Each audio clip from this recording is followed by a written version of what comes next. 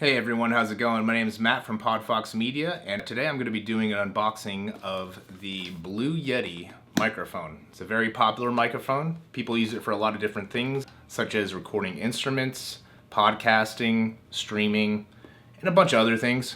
I mean, pretty much anything you want to record, this thing will probably take care of that job for you. Now, there are a few things you want to consider when using this microphone. There's a bunch of different configurations, microphone-wise, microphone patterns you want to keep in mind, and a bunch of different things it can do as far as those configurations go. So I'm going to go over that very quickly with you so you can get up and going, recording whatever you want to record. Podcasting. Also, if you guys are enjoying this content, please consider liking and subscribing. I'm actually going to be doing a shootout in between several Blue microphones and shootout in between some expensive microphones as opposed to like a $40, $30 special. So if you're interested in that, please like and subscribe, and let's get going. All right, let me get this thing out here. Break the old tab here. Very gingerly. Very careful.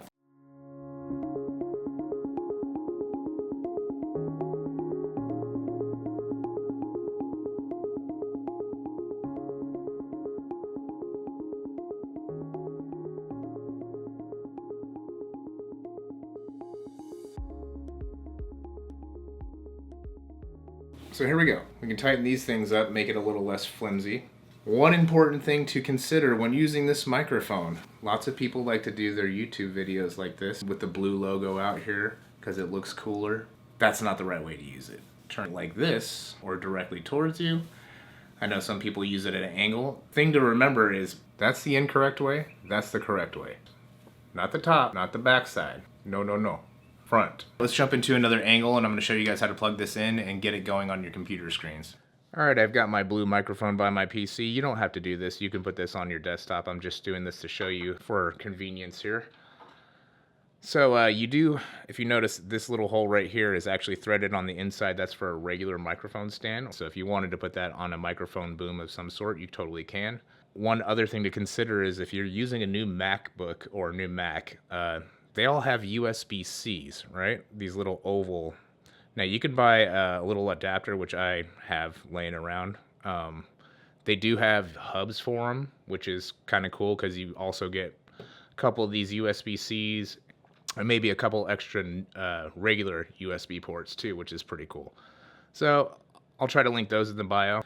So what you do is you get your supplied cable, which is a micro USB, and you stick it right into your little micro USB port right there, and then this goes directly into your computer, into your corresponding slot, whatever you have, whatever adapter you got for it. And looks like we have power. So I'm going to take you up top and I'm going to show you how to get this routed out through your computer. Okay, I did want to run you through a few things on this microphone. So this volume knob in the front is actually just for your headphones. That's for the headphone input on here. It won't actually control the headphones that are on your computer. So keep that in mind. So whether you want to you have like some external monitors, or you just want to plug a headphone into here to monitor your sound, that's all this is used for. It's not actually used for the capsule that's in here. Now let's take it to the back here. So in the back we have a gain knob up here, and we have a pattern selector. If you're going to be doing podcasts or vocals or something like that, you're going to want to keep it to the upside down heart shape, which is called the cardioid pattern. Let me get it there. It's kind of a little hard to get, I guess, since it's so new. You're going to want to keep it on that second pattern there from the end. And they all kind of do different things. I believe the figure 8 in the back is kind of a cool one because you can actually capture sources from the front and the back. But like I said, if you're just doing a solo thing, you're going to want to keep the blue emblem face towards you. And I guess in theory you could use the figure 8 and use both sides. You could do that with like a dual podcast if you only have this microphone and you want to record 2 people, but I'm not sure how the sound quality is going to be on that. Maybe we'll do a future video about that. So I would start your gain out at 0 and just kind of inch it up until and use your ears. You don't want to hear it distort or crackle. Kind of talk loud. I think some people have said that they use it on halfway. And I've heard other people that they say they barely turn this thing up right here from the bottom here. So it starts from left, midway, and I don't think anybody uses it any further than midway. I could be wrong. It just depends on what source you're trying to capture and all that stuff. So let's jump into the computer and we'll get you going on getting this thing routed out. Now, when I plugged this in, it actually automatically sensed it. It was pretty easy, but if it doesn't do that for you, I can show you how to do it right now. All right, everybody, I'm actually on the Blue Yeti microphone right now. Like I said, this thing, as soon as I plugged it in, my computer sensed it and it automatically changed everything to the settings that I need for it to actually come out of this headphone amp. I have some headphones plugged into this Blue Yeti right now too, so. But if that doesn't happen for you, what you want to do is come down to this little speaker icon on the bottom right-hand side of your computer if you're on a PC. You right-click it and you go to open up sound settings. All right.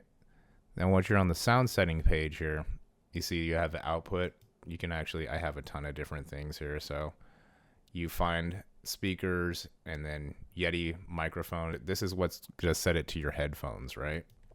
Now, if you scroll down to the input, that's your audio source, right? Your input device. So many different names. So yeah, then you just come to microphone and you set it to the Yeti microphone. And that's basically it. It's super simple on PC.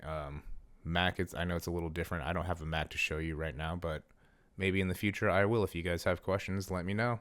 Yeah, so I have the volume of this microphone, not the headphone volume, but I have the input volume like to 0. So let's dial it up a little bit and see how this. Oh, yeah, okay, there we go. Yeah, it's peaking out. So it's a very sensitive microphone.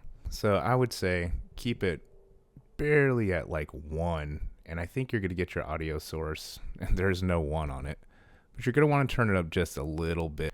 You're gonna have to check it out. You're gonna have to like troubleshoot. I think everybody's application is going to be a little different.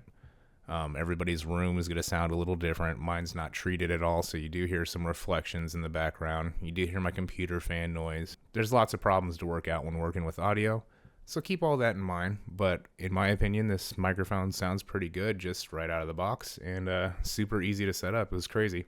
If you guys are new to podcasting or are considering starting a podcast, or you don't even know where to start, go to podfoxmedia.com and you can schedule a free 90-minute consultation with one of our podcast managers, and we'll get you up and running. Check the links below, and we'll see you guys soon. Peace.